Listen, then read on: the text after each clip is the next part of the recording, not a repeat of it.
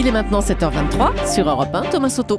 Les secrets politiques de Caroline Roux. Bonjour Caroline. Bonjour Thomas. Manuel Valls avait hérissé la gauche en affichant clairement sa volonté d'un rapprochement avec le centre. Eh bien l'info politique, Caroline, c'est qu'après les paroles, voici les images, les actes qui arrivent, puisque le Premier ministre sera aux côtés de François Bayrou. Ce sera demain et ce sera à Pau. Oui, et cette rencontre est soigneusement mise en scène, Thomas. Les deux hommes auraient pu se contenter d'un service minimum, mais il y aura un entretien privé, un tête-à-tête en mairie de Pau, suivi d'un discours de François Bayrou, puis de Manuel Valls. Tout cela, notez bien, quand même, le jour de l'émission demi-mandat de François Hollande. Mise en scène soignée, donc. C'est ça. À Matignon, on vend le hasard du calendrier et un déplacement pour l'Assemblée des départements de France. Rien de plus. Position inverse dans l'entourage de François Bayrou, où on me dit l'image parlera d'elle-même.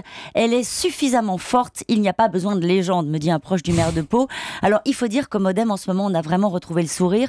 L'interview, vous savez, de Jean-Pierre Mignard, l'ami de François Hollande, qui appelle à une coalition droite-gauche, a été lue et relue. Si on ajoute la rumeur qui veut que François Hollande avance demain soir sur la proportionnelle, c'est suffisant pour que François Bayrou voie venir enfin son rêve de recomposition politique. Alors on peut rajouter également le sondage qui donne François Bayrou à 13% d'intention de vote, un point devant François Hollande si le premier tour de la présidentielle avait lieu là dimanche. Oui, mais vous avez raison, il l'a pas raté. Naturellement, ce sondage IFOP, avec l'absence de François Hollande au second tour, dans tous les cas de figure, François Bayrou est aujourd'hui persuadé que le président est condamné à renverser la table s'il veut sauver sa peau. Et voici François Bayrou qui, pour la 4e fois, après 2002, 2007 et 2012, va se remettre à rêver de pousser les portes de l'Élysée.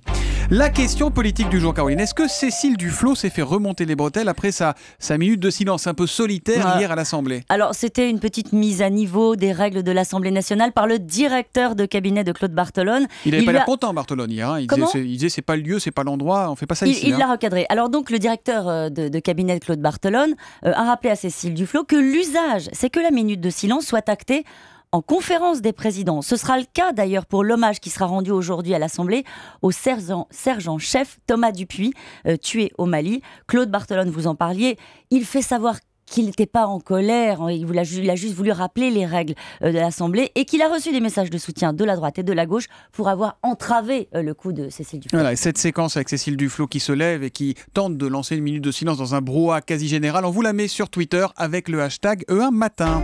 Et puis on va en entendre parler, Caroline. Oui, on va en entendre parler. Un livre, ça reste entre nous, signé de deux journalistes du Parisien, Nathalie Chuc et Frédéric Gerchel. Un festival de petites phrases glanées lors d'entretiens avec Nicolas Sarkozy, rue de Miromesnil, dans son bureau. À propos de François Hollande, ça donne... Il est mal fagoté, il mange des frites ou c'est bidochon en vacances. Ça va surtout donner une occasion demain à François Hollande de dire que Nicolas Sarkozy n'a pas changé. Le match, pour ceux qui en doutaient encore, a vraiment repris. Les secrets politiques de Caroline Roux, c'est tous les matins à 7h25 sur Europe 1. Demain, Caroline. À demain.